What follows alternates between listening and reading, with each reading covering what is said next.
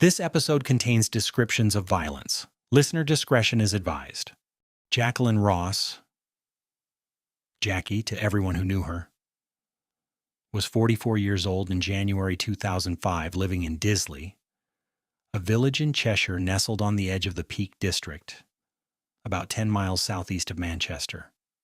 From the outside, her life looked exactly like what it was, full, warm, and hard-won. She hadn't always been easy to know. She was confident and opinionated, the kind of woman who didn't suffer fools gladly and had a way of letting you know it. She was also intensely talented. She had been a competitive ice skater, skilled enough that when her husband Michael first took her to a rink, trying to impress her, he gripped the barrier white-knuckled while she skated backwards and completed turns behind him, never once making him feel embarrassed about it. That was Jackie. Sharp enough to see everything, kind enough not to always say so. Michael had spotted her at a local gym in the early 90s. She was heading to an aerobics class. He joined the class, he, a man with no interest whatsoever in aerobics, just to find a reason to say hello to her. She was with someone at the time, but by the time Michael worked up the courage to properly pursue things, she had already moved on. They began dating, and from the beginning the fit was immediate. Similar taste in music. Everything from heavy rock to classical, nothing in between ruled out. An equal enthusiasm for life, for creativity, for trying things. Jackie had a habit, when she thought no one was watching, of picking up a broom handle in the kitchen and singing into it like a rock star. Michael caught her once. She was deeply embarrassed. He was delighted. They had both been married before and came to the relationship clear-eyed about what they wanted. When they finally decided to marry, Jackie organized the entire thing in secret. She arranged it for Michael's 40th birthday, took him down to Cornwall under the pretense of a trip, and that morning handed him a card that said, in her handwriting, "Congratulations on our wedding." 12 of their closest friends were already there. His best friend appeared at the bar and informed him he was the best man. They were married at 3 o'clock that afternoon. Michael had no ring, no suit, no warning. Jackie had all of it organized. The woman who claimed she couldn't plan anything had pulled off the most perfectly planned day of their shared life. By 2005, they had 2 young sons, Ben, who was 6, and Oliver, who was 4, and lived in a house in the Cheshire Valley with views across to a sweet factory on the opposite hillside. It was Swizzles, the company that makes those small sugary sweets with printed messages. Michael had once pressed one into Jackie's hand that said, "I like you." He told her it had come from that factory across the valley. They bought the house, partly because of that view. Jackie had built a successful nail salon business. She was physically active, fiercely competitive with herself, and had recently taken up power walking as a morning routine, often taking their soft-coated Wheaton Terrier Rosie along for company. Sunday mornings were hers. She would head out early while Michael made bread rolls, a ritual he had established for the family's weekend mornings. It was a clear, sunny winter morning and unusually bright for January in the north of England. Michael was in the kitchen. The bread rolls were rising. The boys were around. Jackie leaned down, kissed him, and said, "Love you. See you later." She picked up Rosie's lead and walked out the door. Those were the last words she ever said to him. An hour passed, then a little more. Michael wasn't alarmed at first. Jackie knew people along the regular routes she walked, other dog owners, neighbors, people she'd stop to chat with and lose track of time with. But by 10:30, she should have been back. By 11, she was definitely late. Michael went to the front of the house and looked left and right down the lane. Nothing. He tried her phone. Voicemail each time. He told himself there was a rational explanation. There always was. She would come round the corner any minute, slightly breathless, laughing at herself for being so late. He would feel foolish for having worried. He gave himself deadlines. I'll call one more time, then decide. 11:15, 11, quarter past. In the distance across the valley, he thought he heard sirens. He would later learn they were already heading toward Jacquie. At 11:30, he called her phone one final time. This time someone picked up. A man's voice. Michael said, "Who are you?" "That's my wife's phone," the voice said. "I'm a police officer." "Your wife has had a fall." "She's been taken to Stockport Hospital." Then, almost as an afterthought, "What do you want me to do with the dog?" What had happened to Jacquie was not a fall. Along the towpath of the Peak Forest Canal, which runs through Disley, a 20-year-old man named Ben Redfern-Edwards had been waiting. He had spent the previous night celebrating heavily his release from a young offenders institution. He had served just under 2 years of a 4.5-year sentence for attempted armed robbery and possession of an imitation firearm. He was released 3 days before this morning. He had been drinking and taking drugs through the night and had not slept. By the time the early morning came, he was somewhere between intoxicated and unraveled. He made his way to the canal towpath and waited for someone to come along. Jacquie was the first woman to walk by. As she approached, Redfern-Edwards grabbed her. A struggle began near a fence at the edge of the embankment. Jacquie fought back immediately and kept fighting. When Redfern-Edwards realized she was determined to resist and was calling out for help, telling him she would report him and that he would never get away with it, he escalated the attack. He found a large stone and struck her repeatedly with it, targeting her head. He continued until she was no longer able to fight back, then fled back toward his parents' home. Another dog walker came along the towpath shortly after, spotted a red leather glove lying near the water, and looked down the embankment. Rosie was sitting beside Jacquie at the bottom.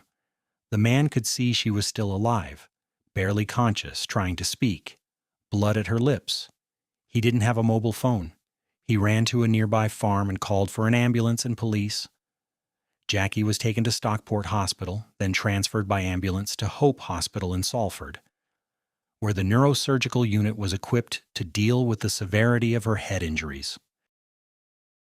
At Stockport, Michael was taken to a small room with 2 chairs and a window onto a patch of grass. 2 plainclothes detectives came in and began asking him about Jacquie's usual walking routes, opening an OS map. He kept asking what had happened to her. They kept saying someone would be in to speak with him shortly. When a surgeon arrived, he told Michael that her injuries were not consistent with a fall. She had been struck by a solid object multiple times. He couldn't say more yet. After the transfer to Hope Hospital, the surgical team explained to Michael that the damage to Jacquie's skull was severe enough that they had been required to remove a portion of the left side of her brain during the operation. If she survived, they told him, she would likely spend her life in a wheelchair. Her speech would be affected. The brain, they explained, was unlike any other organ in the body. Damage to it does not behave predictably. It can keep spreading. Michael sat with that. He thought, whatever she becomes, she's still Jacquie. Whatever help she needs, we provide it. For 9 days, Jacquie remained in the intensive care unit at Hope Hospital, kept in a medically induced unconscious state to protect her brain. Some days showed small signs of improvement. Other days she developed complications. Michael made the drive each time, organized childcare for Ben and Oliver, managed his and Jacquie's businesses as best he could, and held on to the belief that the people around her were the best possible people to have around her. On the 9th day, a consultant asked to speak with him privately.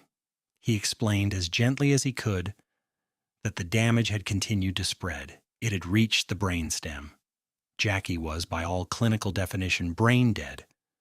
The machines were sustaining her body, but she herself was gone. The decision would be made the following morning to withdraw life support. When Michael walked out of the hospital and told the friends and family gathered there what he had just been told, the two detectives who had been present throughout approached him. They asked how Jacquie was. He said she had died. They left immediately. It was now a murder investigation. Ben Redfern-Edwards had returned to his parents' home the morning of the attack with blood on his clothes and a story about being bitten by a dog.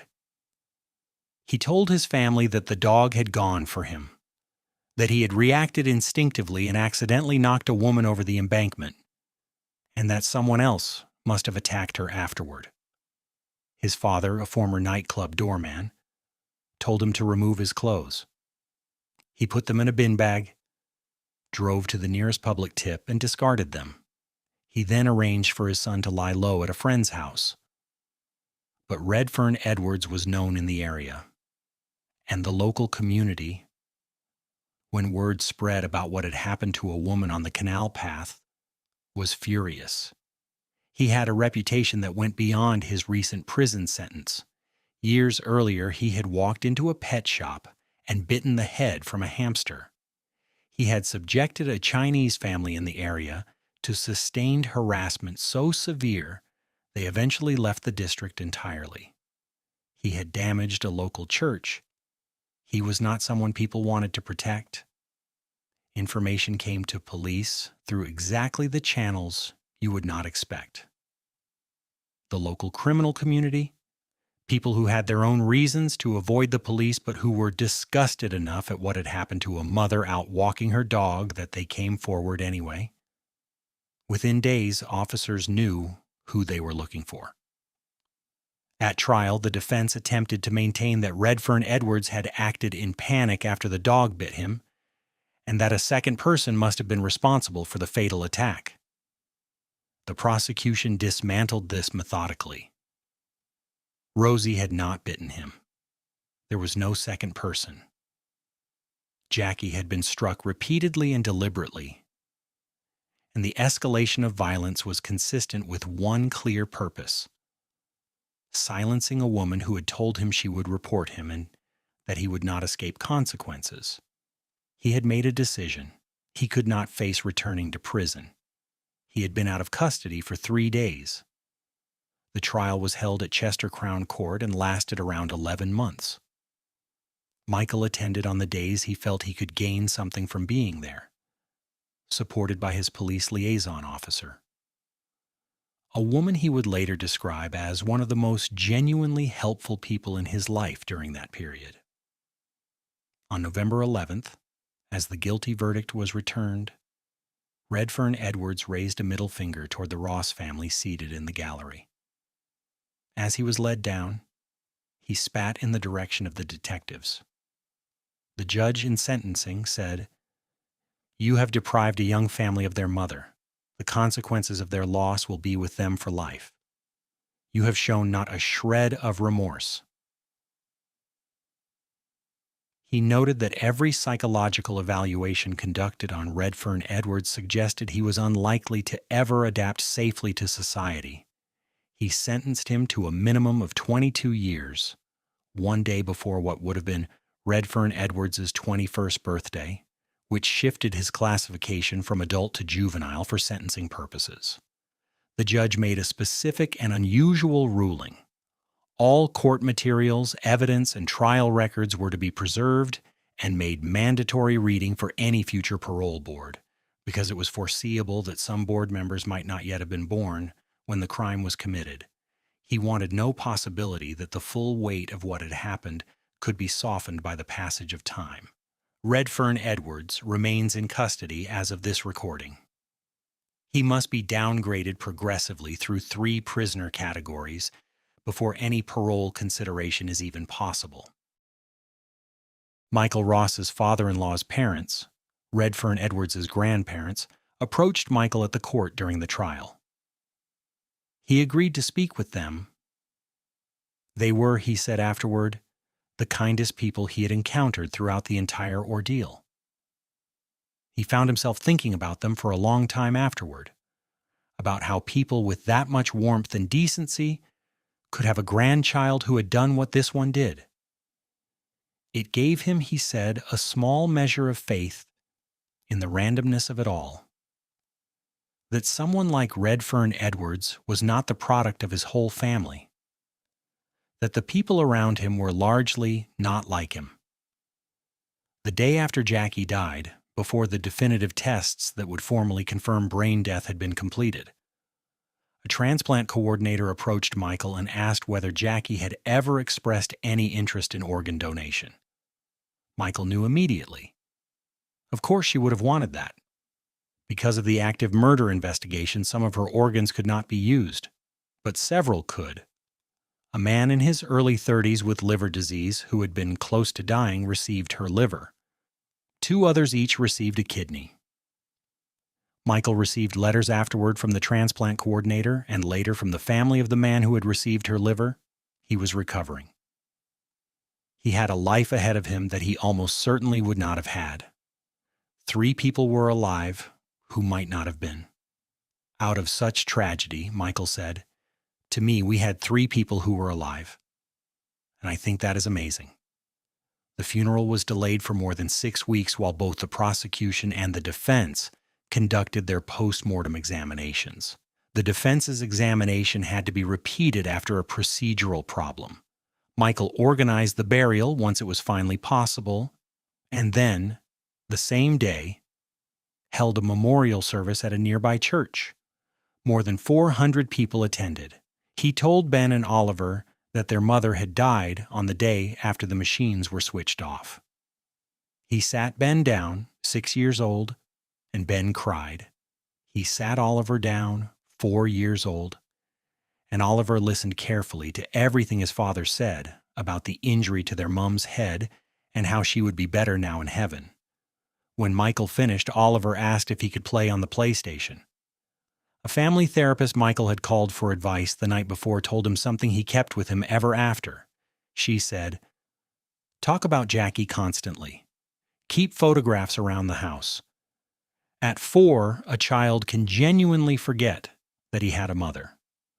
The photograph that usually sits at the top of the family's Christmas tree is not a fairy or a star. It is a photograph of Jacquie. In the years that followed, Michael Ross found his way through grief in a manner that surprised even him. He was, by temperament and by Buddhist practice, someone who believed in impermanence, in the understanding that even the darkest situations shift and move and do not remain fixed forever. He had 4 children to raise, counting Aiden from a previous relationship alongside Ben and Oliver. He had businesses. He had a community.